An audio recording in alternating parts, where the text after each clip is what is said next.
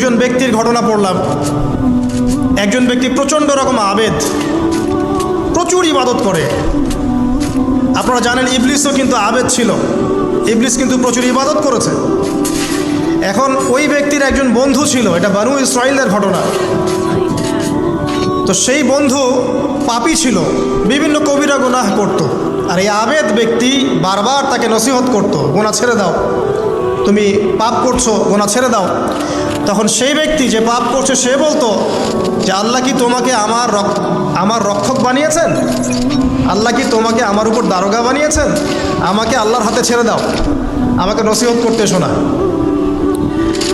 একদিন এই আবেদ ব্যক্তি তার বন্ধুকে একটা জঘন্য পাপ করতে দেখলো, এমন একটা পাপ যেটা দেখে তার মনে ধারণা আসলো এটা চরম জঘন্য একটা কাজ। তখন সে মুখ ফুসকে বলে ফেলল যে আল্লাহ,